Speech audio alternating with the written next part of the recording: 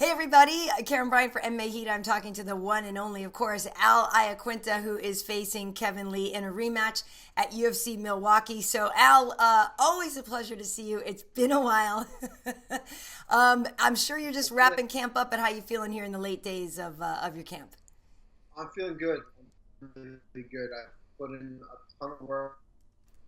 The work is done. It's behind me, and now I'm looking forward to get out to Milwaukee, relax, make the weight, and have some fun. Yeah. It's always interesting when you go. People complain about going somewhere really cold to fight. Do you have any issues making your weight? You're still good to hit 55. It's not a problem for you.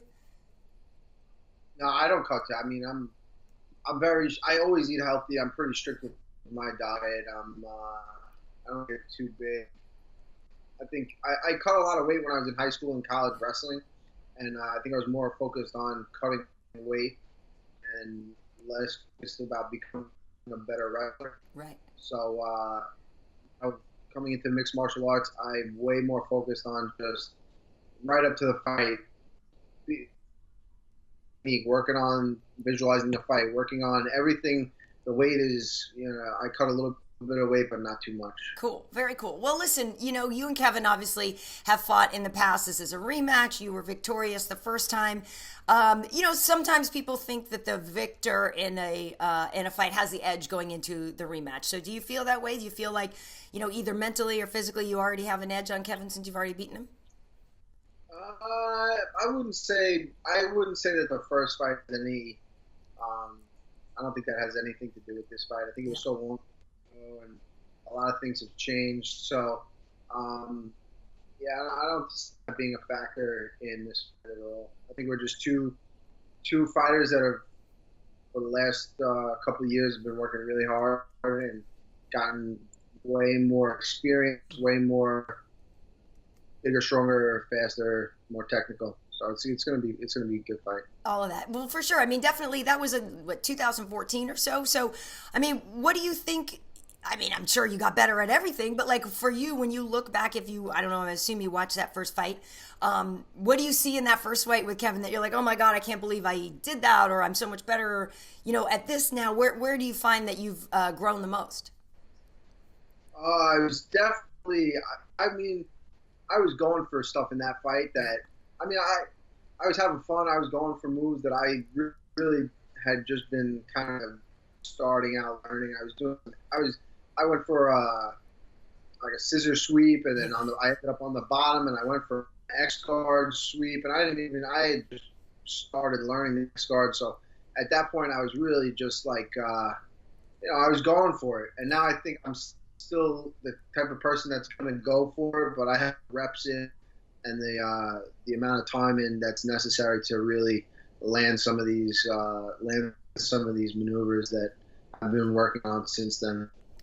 Well, he's been a lot more active than you have. In 2015 you fought twice, and then we haven't really been able to see you as active. Part of it, I think, was the knee. Part of it was contract disputes, I guess. But do you think that put more wear on his body? Like, do you feel like you maybe have an advantage here, that you're less road weary after these years?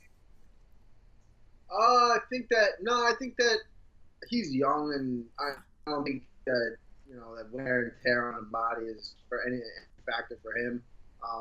I do feel like I'm definitely fresh, but I don't think he's seen me fight at all. Really, I've had the last two fights. I won a quick fight against Diego Sanchez, and then I think the Khabib fight is really just not even it's not a good gauge on my abilities. I was thrust into a situation like that on a day's notice. I really didn't prepare for that fight at all. Yeah. That particular, I was preparing for a fight, right, but not a 5-round fight against an opponent like that. So I think that's not. I think he has really no gauge on where I'm at. If he's looking at fights from 2014, 2015, he's really not seeing where I've come from, where I've really watched his progression throughout all his fights, and I'm really. I think that's the advantage there for sure. Well, I want to talk about the Khabib fight, obviously, because that was a big deal. And like you just said, you were preparing for a fight. You were supposed to fight Paul Felder. You got thrown into that whole Khabib situation. And I don't know. I mean, I'm sure, for sure, you would have liked to have won. But for a lot of people, you still, your stock still went up, even in defeat to Khabib. Do you feel that way? Absolutely. I mean, I'm here now in the main event slot Fox, which is huge. And I don't know if I would have. I don't know if a win over Paul Felder would have gotten me there.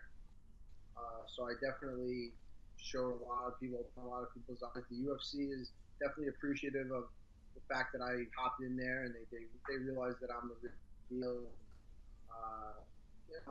The fans love it. The UFC loved it. I think everyone really got behind me after that, and they see that on short notice, I go in there and fight 5 rounds, push a hard pace, and I'm always in the fight. No matter, you got to kill me to get me out of there. So I think that everyone respects that, and it put me in a great position to get right back in there. So if you did have time to prepare, I'm sure you probably feel like you could have beaten Khabib, right? If that was a fight where you had a full camp, you feel like you could have beaten him, or is his wrestling as dominant? Like, you're in the middle of it. For us, it looks like he's incredibly dominant there, but when you're actually in there wrestling with him, how dominant is he? I like to think that I'm well, right. Even if I had training camp for that fight, who knows how it goes? Yeah.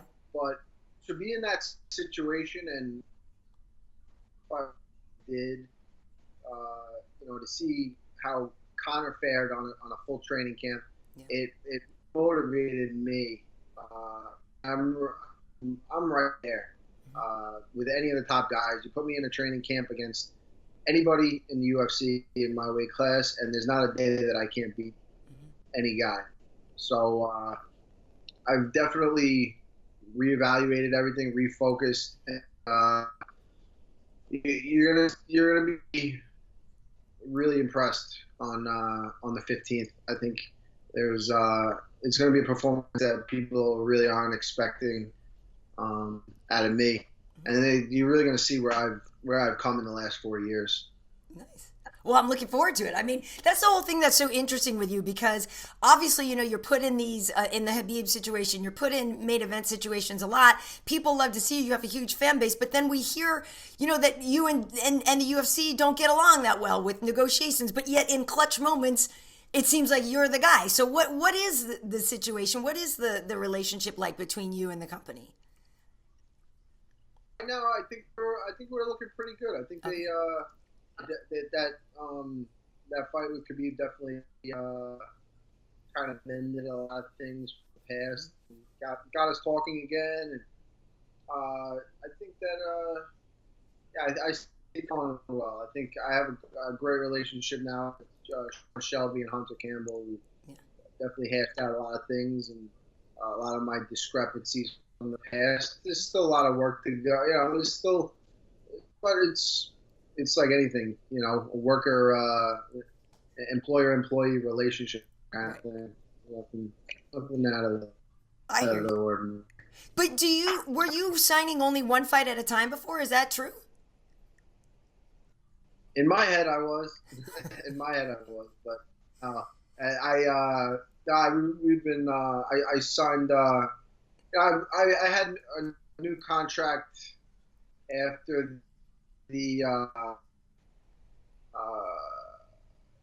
Diego Sanchez fight. Okay, nice. Contract. Cool. And then we've been kind of it's as long as I feel comfortable that I'm getting paid the right amount for the situation, the task at hand. Yeah.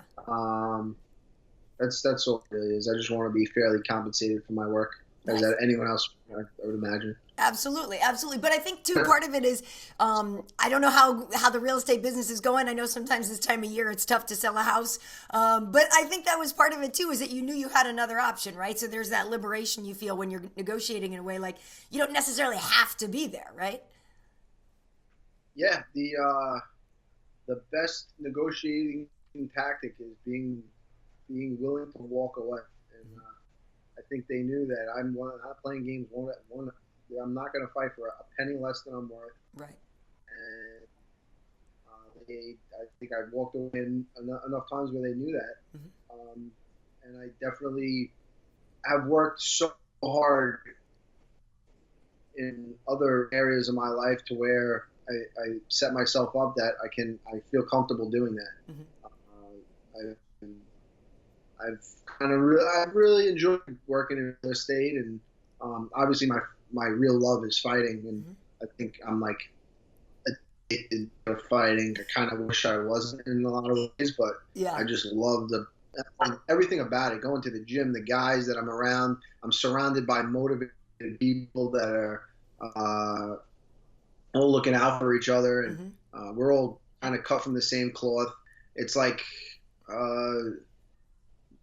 it's fight week. I love fight week. I love the build up to the fight, and then there's nothing like getting in there and overcoming all obstacles, getting that hand raised.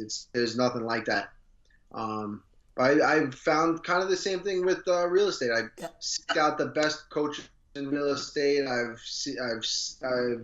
have it's like a template for anything. You want to get the best you want to be the best at something. If you can be the best at fighting, I believe I can be the best at anything.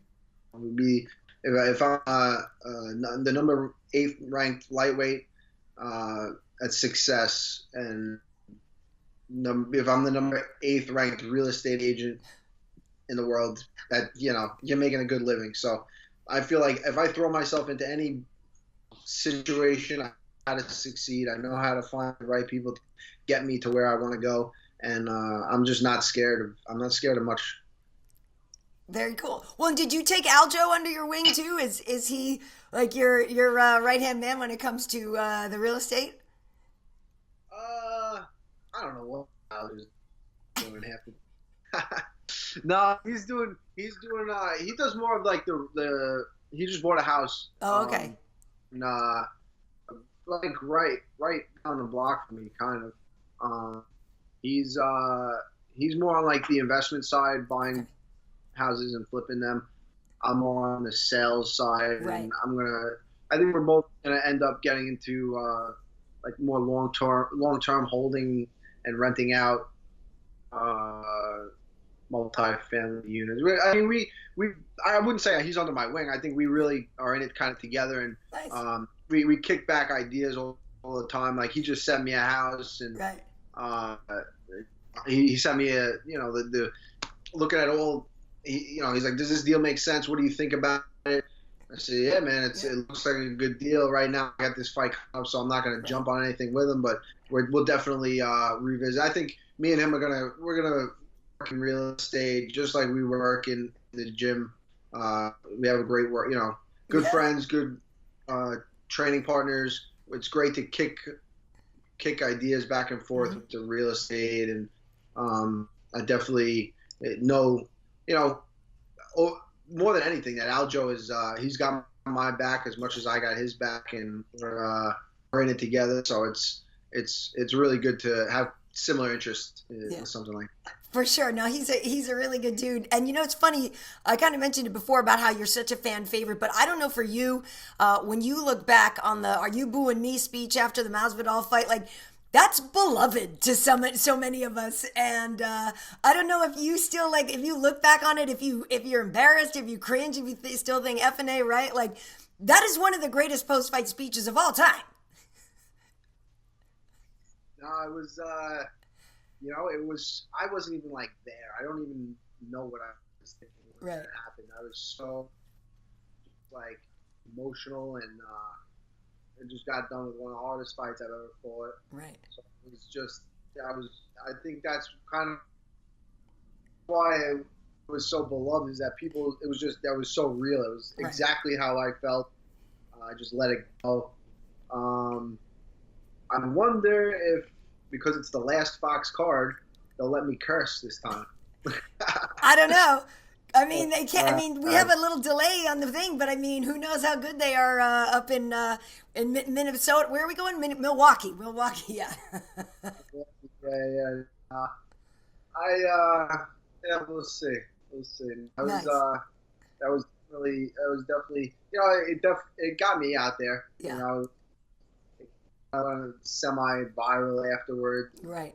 I think people definitely could resonate with the fact that if a million people are booing you, I just want to tell them to shove it. Yeah. That's exactly what I did. So it was authentic. Yeah. Well, and that's why I think people loved it so much. All right, now listen, I know I got to let you get out of here, but ideally, the fight with Kevin last time, it was a decision. I know both of you are trying to get to the top again and get title shots again. So is there a certain kind of way you think beating Kevin would make a bigger statement, or just beating him outright is good enough because he is so highly ranked as well? I'll take it however it comes. I'm prepared for the worst. I visualize this fight going so many ways. I visualize it getting beat up for 4.5 rounds and coming back and doing the unthinkable, winning in the last seconds. I see me dominating the entire fight from bell to bell. I see myself, and then I'm hoping for the best, hoping it's a flawless victory, and just I've been in there long enough where I'm comfortable with any way the fight goes. I'm in there having fun, no matter just letting the fight take its process, and I'll take the win however I get it, and I know I will, because I've put in a tremendous amount of work. I've worked for this one, and I've earned the victory. Now I just got to go out there and grab it. Nice. And for a title fight, would you rather fight Conor or Khabib or Tony Ferguson? If it all came to one of those three. I don't care. I really could beat any one of them. It doesn't make a difference to me. I think a win over Kevin Lee puts me right up there. I don't know how Conor would have the belt. That would mean he got a rematch before me. That's what I mean, if he ever got it back. But yeah, I don't know how he would get it back before me. He's he had all the time in the world to prepare for Khabib, and he didn't do any. He kind of quit. So I think all the time in the world he could train for that fight. It's gonna be the same result over and over again. Tony and Khabib's gonna be a good fight. I'm very interested to see that fight and see how their styles match. That's gonna be fun. I hope that's the next fight, and we'll see where this puts us. For sure. Well, listen, I will see you up in Milwaukee. I hope you dress warmly. It's gonna be cold as hell. I'm not looking forward. At least you're on the East Coast. I'm in LA right now. I'm looking outside. There's squirrels running across the lawn. It's like 70 degrees out here. I'm not prepared. I just looked out of my window. It's like 35 degrees. A squirrel run by. I'm like, what's this guy doing? Why would you be here? It's too cold. But yeah, no, I don't. Whether it is what it is. Milwaukee's a beautiful place. I'm just looking forward to get out there, relax, and have a good time. It's going to be fun. Out there, Karen. Yes, looking forward to seeing you. And thank you so much for taking the time. Safe travels, and we'll see you soon, Al. You too. See you soon. Bye.